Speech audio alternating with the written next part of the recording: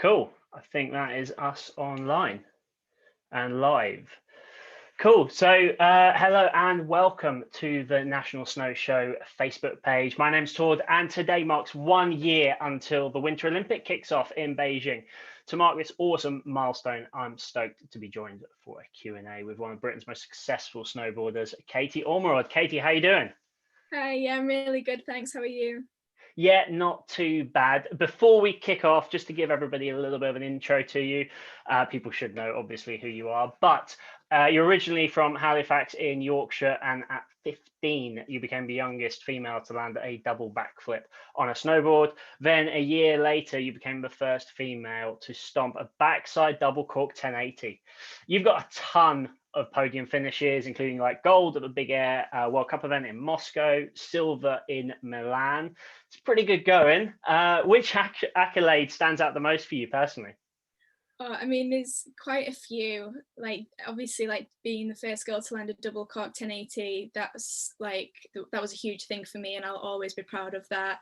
But then I think like winning an X Games medal, winning a World Cup gold, and then I think winning the Crystal Globe last season, like that was something I've always wanted to win.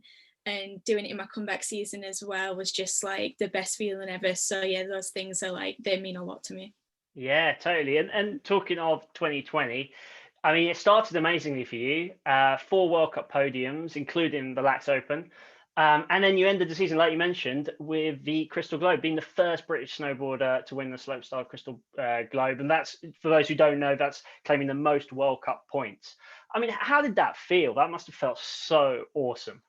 Yeah, it was the most amazing feeling ever. Like, I started the season just excited to be back on my board and just wanted to do like the best that I could do and have as much fun as possible, because I love competitions anyway. So I was just like having the best time, and it all just came together, like the Larks Open. Like that's a big contest, one of the biggest of the seasons, and you have to go through like different rounds. You've got qualifications and semis and then finals. So it's like a 3-in-1 competition really.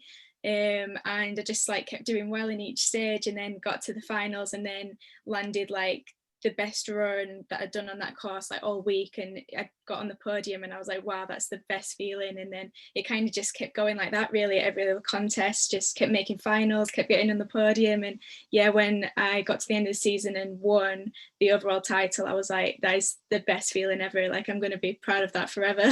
Yeah, totally. I mean, everyone was proud of you as well. But then obviously COVID hit, which set everyone kind of stopped everyone in their tracks. Like, obviously during the summer, you must have had plans to head off to New Zealand or, do comps and training down there. And it's a really kind of important part of, I guess, for you, the pre-season. How did you have to change your plans for that? Yeah, I mean, I guess no one was really expecting COVID to hit, and no one really knew what it meant and what it was going to be like. And so we had to stop traveling, I guess, like as everyone did, or to stay at home. And then I ended up having like 6 months off because of like being unable to travel safely and everything like that, which did mean that I missed like the end of season training in Europe, and then also the whole season, because usually we'd go to like Australia and New Zealand. So that was a bit of a shame, but obviously there's nothing we could do about it. But then in October we were able to travel again and go back to the mountains, which was amazing after having some time off. And yeah, had a really good pre-season. Like, we were really lucky with the weather, and that we were actually able to go out there and do the training. So it was really good to like get back on my board after all that time. Yeah, I can imagine. And I guess like everybody's in the same boat across the whole tour, right? So no one's feeling worse than anyone else, right? Yeah, I mean, it's a bit different, I guess, for each country, because like I know some of the European countries were able to train like not really that long after lockdown, because they have like glaciers and things. And then obviously the Southern Hemisphere athletes, they could just train all their winter. So I guess it was different for different nations, but now it's like, I guess everyone's in the same boat with the Olympic qualifiers. We've all got the same goal. So yeah, it's all kind of the same now. Yeah, definitely. And with the Olympics only 1 year away, you went to the Pyeongchang Olympics in 2018, and but then had to pull out because you fractured your ankle in training, which must have been, I mean, we know that was the biggest bummer ever, right? How has that driven you on to compete in the 2022 Olympics in Beijing? Oh yeah, like 2018, I mean, it's always been a dream of mine to go to the Olympics, and I was going there in like the best shape possible, feeling so confident, and yeah, it just didn't go my way, unfortunately. But yeah, I came back from a broken heel like so much stronger. Like I was so determined and resilient throughout the whole rehab process. Like there was no way I wasn't going to get back to snowboarding, even though at times it did feel really like hard.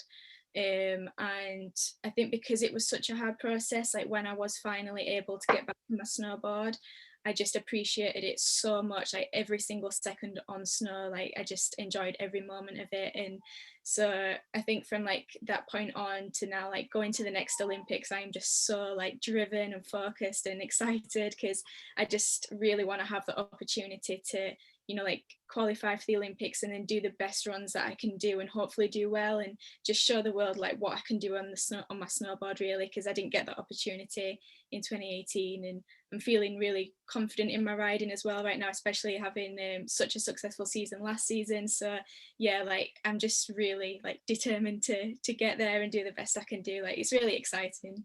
Yeah, awesome. And like everyone obviously is gunning for you to do really well. And is there any kind of like new tricks or anything that you can share with the viewers, like, you know, that you're working on maybe? Yeah, so like this season, I've been working on different nines. So a lot of people do cab double nines. I'm doing them flat with like a bit of a cork, getting tweak in there. I'm also working on some like front nines as well, double. So that's what I've been working on pre-season, and then maybe some 1080s as well. But yeah, I guess you'll have to Wow. wait for me to the Olympics. Yeah. Going big. You got to go big and go home, right? Yeah, exactly. And like when you're not on the snow, like at the moment, you're obviously up in Yorkshire. Like, what do you do to keep fit and healthy, like off the snow? So I just, because like we're obviously in lockdown and stuff, I'm concentrating on my strength work. So Red Bull sent me some like strength exercise stuff that I can keep doing whilst I'm at home. Like I've got a trap bar, I've got a spin bike, all the stuff I need really to keep my legs and body strong, so that when I can go back to snow, I'll be fully fit and healthy. Awesome. And is that something you'd like recommend for people who maybe are looking to maybe get away to go skiing later in the season, if we can? Like, what would you say is the best way of keeping fit when you can't get on the snow? Yeah, I mean, definitely try and keep as active as you can at home. And there's so many easy ways. Like you don't actually need any weights to keep strong. You know, there are lots of exercises that you can do out there, like squats, squat jumps, lunges. And then if you want to add weights, you know, you don't necessarily need to buy specific weights. You can just find things in your house that are heavy and hard, Yeah. things like that. But yeah, I think keeping your legs, like every part of your legs strong, like your glutes, your quads, your hamstrings, your calves, all that is really important. And then your core as well, like all that is super handy. So if you can keep working on those, then you'll be ready for the snow. Yeah, no, totally.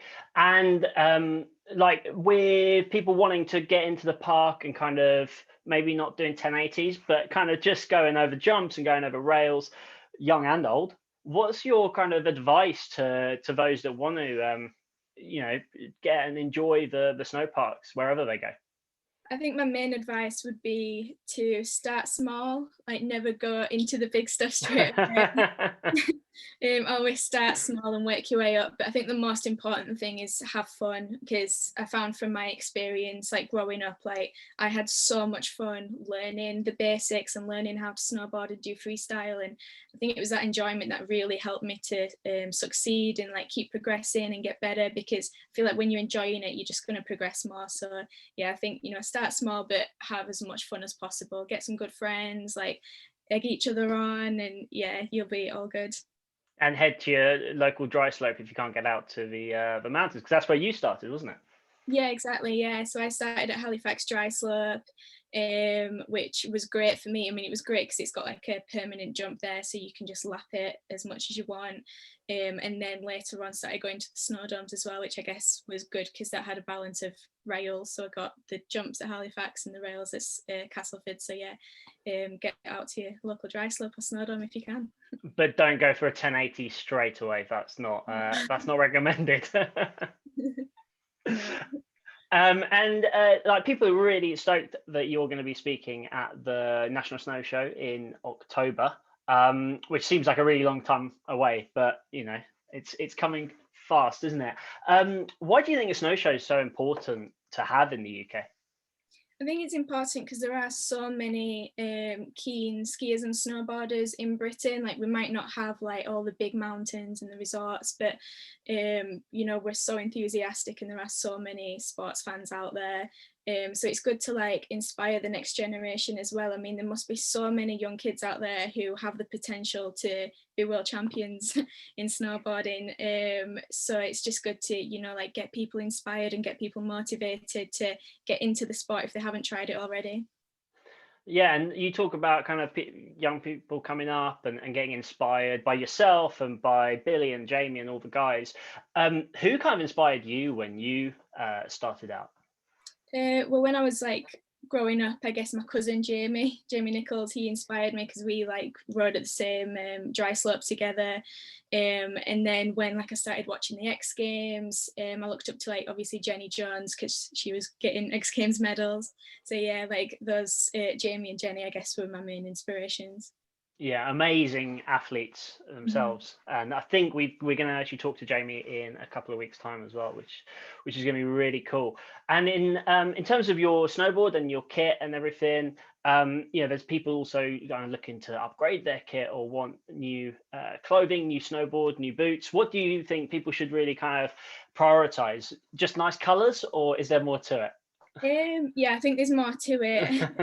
And obviously what you wear, you want to feel good in what you wear and confident. So I'd recommend, you know, going for something that you like the look of, but is also practical, keeps you warm. That's like a main thing for me, keeping warm and dry. And I guess for snowboards, like I think it's always handy to just try them out first because there are so many different snowboards out there, like different stiffnesses and stuff like that. So I think it's good to try it first because you probably won't know what you like until you try it. Like I prefer like more of a stiff board than a flexible one, but it does still have a bit of flex in there. So I can do basically anything I want on it, and it's a good all-around board, mine. So yeah, I think just try it before you buy. Yeah, that's great advice. Really good. And in terms of, you've traveled all across the world, competed everywhere. What's the kind of number one place? You know, you had to go somewhere, grab a couple of mates. Where are you heading? I mean, I've been to some great places, but I think my favorite resort and mountain would be Larks in Switzerland. Like, it's just so fun. Like, it's a beautiful place. And then you've got P60, which is a lap right to the bottom, just full of jumps and rails. Like, it's so much fun. Yeah. And who would you take with you on the trip? Oh, just all my friends and my Yeah. family as I'd love to take my family back there. Like, we used to go there every year from me being 9 years old, and that was like our snow holiday of the year. And yeah, loved it. Amazing. I'm just going to have a look and see, because we're live on Facebook. So let's see if there's any questions for you. Chris Peacock wants to know, when's your next competition? Oh, I'm not actually too sure yet. It all depends on what happens this season. So yeah, potentially at the end of the season, but I'm not sure on the schedule yet. And if not, I guess it'd be going into next season. But again, I don't know what that looks like yet. No one knows, I guess. No, tricky one.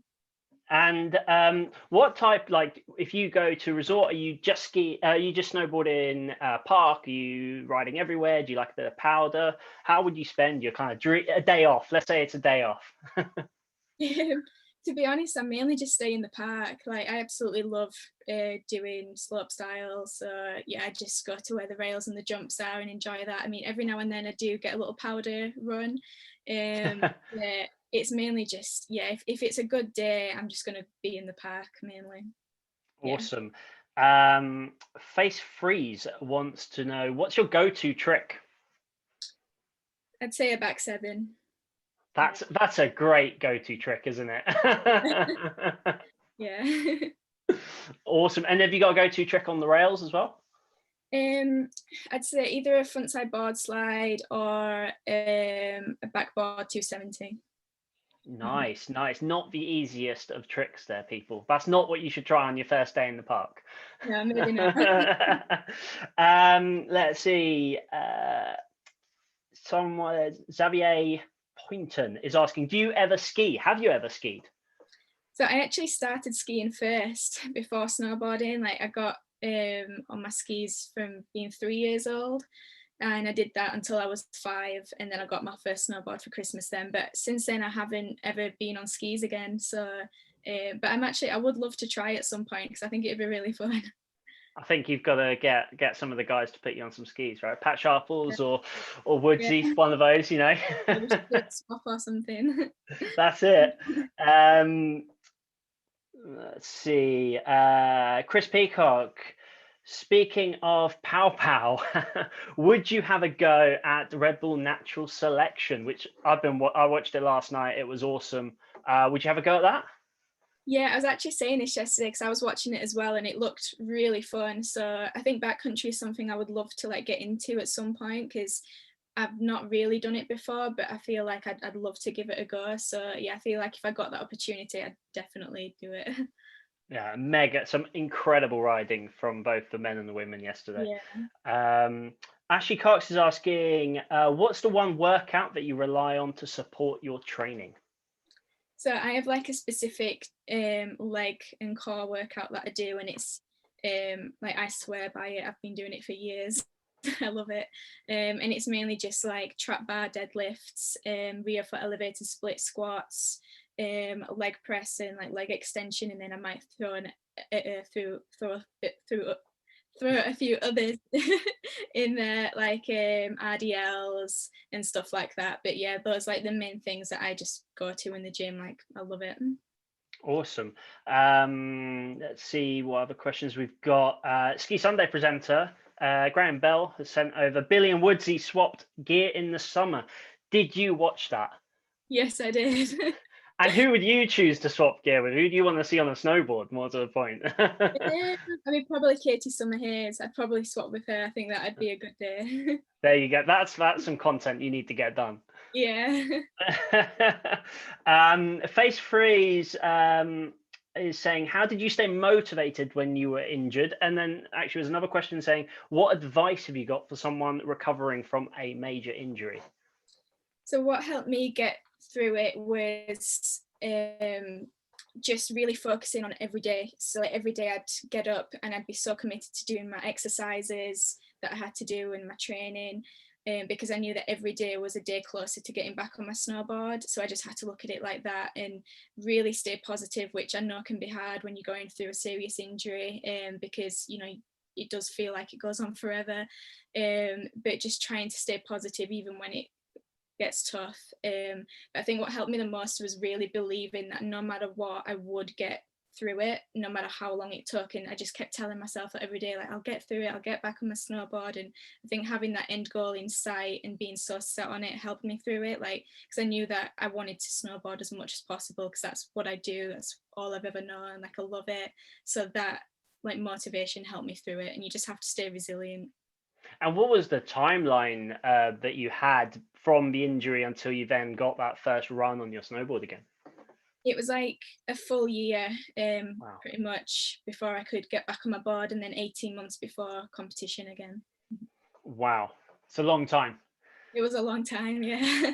But I got there, you know, I just had to stay strong, and I was just so motivated throughout and so committed to getting back to it that I just, I just had to crack on and get on with the work. And it was a lot of hard work, but I got there. Yeah, and you know, you're back with a vengeance, right? And now with the Olympics coming, it can, you know, the timing is perfect. Yeah, exactly. And I mean, there's only a year to go. And when I think back to like February last year, it seems like it was yesterday. So it's coming around like really, really quickly, which I'm just really excited for. So yeah, I can't wait. And with kind of COVID, what have you kind of been doing at home that's not snowboard related? I think I spotted on your Instagram that you've been renovating a house. You bought a house and renovated that. Yeah, so I was doing that, and then just like trying to find other things to do, like reading, writing, playing my ukulele, teaching my dog new tricks, and then just like other like exercise, like gymnastics, like because obviously we had a nice summer, so like go in the garden, do bits of gymnastics because I couldn't actually get into a gym until later on, and then just like static snowboard work, which I guess is snowboard related, been a bit of skateboarding. I got a skate ramp. So I did that as well. So yeah, I kept myself busy, and I think that's what like helped me through the lockdown as well, was just keeping myself super busy and productive every day. Yeah, and talk to me about the static snowboarding. What do you mean by that? So just like a snowboard that's got like yeah, it's kind of like a smaller snowboard, Mm-hmm. and I've got like a rail thing that's like just stuck on the ground. So then I can just like practice rail tricks on Oh yeah. it, kind of just like hop on, hop off, but you can do like pretty much all the rail tricks that you need, you're just not moving. Yeah, awesome for people who want to just practice throughout the summer, whether they're pro or just kind of Yeah, kids in the park. Yeah. definitely. It's like it's super useful. Like if you, and you can probably make it yourself as well. Like it, you yeah, you could probably find things around your house to help make it, and yeah, it's super useful for like just learning the basics on rails as well. For sure. And talking of making something, I did see that your cousin Jamie Nichols has just built a full-on, basically half a dry slope in his garden. So Yeah, I'm looking forward to talking to him about that, because that looks incredible. yeah, it looks amazing. Like he's definitely gone for it with that one. So yeah, it's going to be cool to see his edits and stuff. That's certainly awesome. And then we'll have one final question. What do you listen to when you compete? So I actually, when I'm actually riding, I don't listen to anything because I like to listen to the snow and everything around me. So I know like I just find it better so I can tell how fast I'm going and things and Mhm. just stay focused. But like before the competition and when I'm getting ready, I have like a playlist which is a complete mix of everything. Like I don't listen to kind of one particular thing. Like I listen to a lot of like pop, old music, musicals, like the whole lot. Like there's nothing really specific I listen to, just a big range of music. Yeah. I can imagine you just shredding down, listening to The Greatest Showman. That's what I'm thinking. Yeah. Let me see how close I can get. Amazing, because you do see a lot of the guys do listen to music when they ride, don't they? Yeah, like a lot of people do. Most people that I know anyway have like one thing in so that Hmm. they can listen to both. But some people also opt for like they listen to music until they're gonna drop in and then take it out. But yeah, I like I do like listening to music, but when I'm like riding and competing, I like being like fully in the zone and hearing everything around. Yeah, hearing your coaches shouting at you. Yeah. That sounds about right. Awesome. Well, how can people follow your progress to the Beijing Olympics on social media? Yeah, so on Instagram and Twitter, my handle is at Ormerod Katie, and in Facebook it's Katie Ormerod. So yeah, They you'll get find them. nice and simple, right? Yeah. Thank you so much, Katie, for your time. And just a reminder for those watching that if you haven't got your ticket for the snow show in October, please head to the website, use the code Olympics22, and you will get a free ticket this week. So that is all that we've got time for. Thank you so much again, Katie. Good luck to you, and I'm sure we'll speak to you very soon. No worries. Thank you. Cheers. Bye. Bye.